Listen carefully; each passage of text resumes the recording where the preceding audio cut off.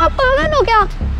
मैं ट्यूशन के लिए लेट हो जाऊंगा, जल्दी चलो। अरे बेटा क्या करूं, तुम जवान हो, मैं बूढ़ा हूँ, घुटनों में दर्द होता है बेटा, तेज नहीं चल सकता। अरे तो चुप हो जाओ ना, मम्मी सही कहती है, हमने एक बूढ़े बैल को बांध रखा है, कुछ नहीं होता आपसे, आप किसी काम के नहीं हो।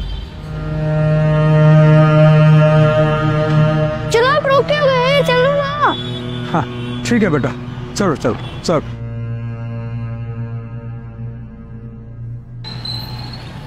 अरे सर आप पड़ोसी। Good afternoon. बेटा ये कौन है? ये हमारे प्रिंसिपल साहब। अच्छा अच्छा। नमस्कार जी, आप इसके दादाजी हैं? जी। बेटा आप कौन सी क्लास में पढ़ते हो? मैं फोर्थ। और आपका नाम क्या है? ना तो राघव बेटा, ये आपका बैग आपके दादाजी ने क्यों पकड़ा हुआ है? जी वो बच्चा है ना, बैग बहुत भारी है, थक जाता है। देखिए सर, आप मेरे पिता समान हैं, थक तो आप भी इस उम्र में बहुत जाते होंगे, पर रही बात बच्चों की, तो बच्चों में तो काफ़ी एनर्जी होती है, उन्हें हमें काम करने देना चाहिए।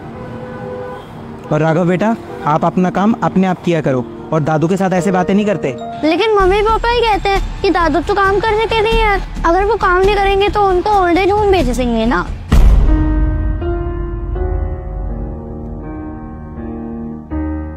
तो इसलिए मम्मी पापा बोलते हैं कि घर के सारे काम दादू से ही करवाया करो। बेटा कल आप अपने मम्मी पापा को लेकर स्कूल में आओगे। लेकिन सर पेटीएम तो नेक्स्ट मंथ है ना।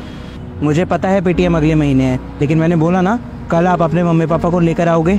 Okay sir. Now go. चलो ना तो। हाँ बेटा चलो।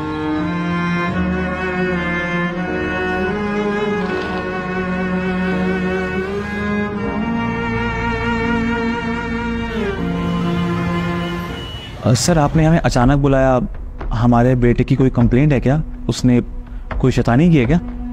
नहीं नहीं, राघव ने कोई शैतानी नहीं की है, मुझे आप लोगों से बात करनी थी, इसलिए मैंने आप लोगों को बुलाया। आप एक काम कीजिए, ये कुछ लिस्ट है, आप एक बार चेक कर लीजिए दोनों। सर ये किस चीज़ की लिस्ट है? दरअसल ये हमारे शहर में जितने भी ओल्ड एज होम है उसकी लिस्ट है। अरे सर ओल्ड एज होम की लिस्ट आप हमें क्यों दे रहे हैं? आप लोग चेक कर लीजिए जो ओल्ड एज होम आपको अच्छा लगता है, क्योंकि आप लोगों को जाना पड़ेगा ना वहाँ पे। अरे सर आप क्या बात कर रहे हैं, हम भला क्यों जाएंगे ओल्ड एज होम? क्योंकि आपका बेटा आपको वहाँ भेजेगा। राघव, बट सर वो ऐसा क्यों करेगा? अभी नहीं, कुछ सालों बाद की बात कर रहा हूँ, जब राघव बड़ा हो जाएगा तब वो आपको वहाँ भेजेगा ना। सर क्या मजाक चल रहा है ये सब? स्कूल में बच्चों को अच्छी बातें सिखाई जाती हैं और आप हमारे बच्चों को ये सब सिखाएंगे कि वो अपने पेरेंट्स को ओल्ड एज होम भेज दे? देखिए मिस्टर सिंह, स्कूल से ज़्यादा ना एक बच्चा अपने घर पर रहता है और वो अपनी सारी अच्छी बुरी आदतें, अपने संस्कार अपने घर से ही सीखता है।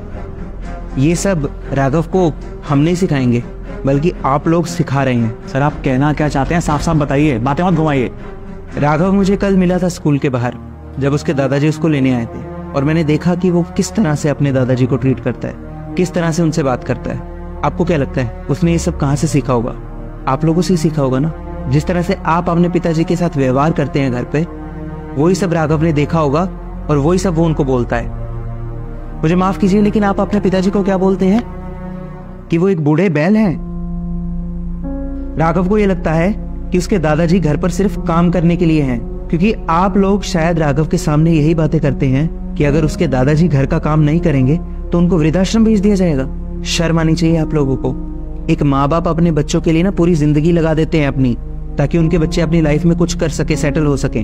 और जब बच्चे सेटल हो जाते हैं, बड़े हो जाते हैं, तो माँ बाप के साथ ऐसा व्यवहार करते हैं। किसी ने सही कहा है, घोर कलयुग आ गया, और इस कलयुग में एक बच्चा अपनी माँ बाप की सेवा तो दूर, उनको फ्री में घर में रखना भी नहीं चाहता।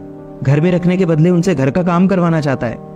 अरे माँ बाप को भगवान का दूसरा रूप कहा जाता है, पूजनीय होते हैं माता पिता, और आप अपने पेरेंट्स को इस तरह से ट्रीट कर रहे हैं। शर्म आनी चाहिए आप लोगों को।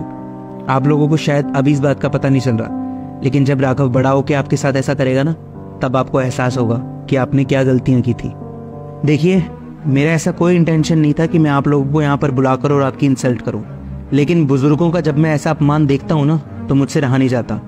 ये आप लोगों का घर का मामला है और मुझे आपके घर के मामले में नहीं बोलना चाहिए, लेकिन बस मैं आप लोगों को समझाना चाहता था, एंड आई होप कि आप जल्दी इस बात को समझ जाएंगे। बाकी आपको जैसा ठीक लगता है आप करिए, लेकिन हाँ, इस बात को जरूर याद रखिए कि जैसे आप कर्म करेंगे ना, आपके साथ भी वैसा ही होगा।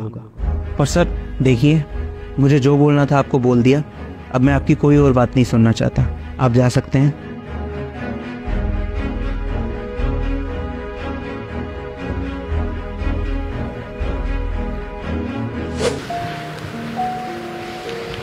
अरे बेटा, अरे अरे नीचे कहाँ बैठ गए बच्चों, ऊपर बैठो ना। अरे इधर आओ ना।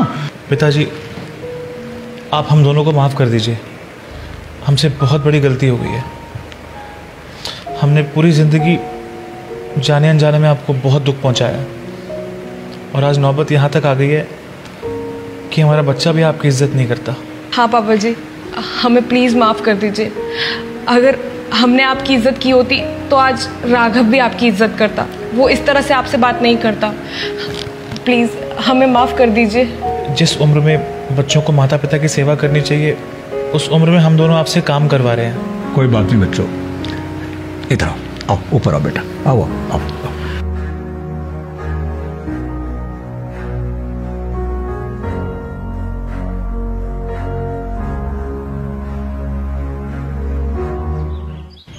अरे दादू, आपके पैरों में दर्द तो नहीं हो रहा ना? नहीं बेटा, बिल्कुल ठीक है। चलो मैं आपकी हेल्प करता हूँ, आप लेके जाओ। अरे चलो बेटा, चलो आओ।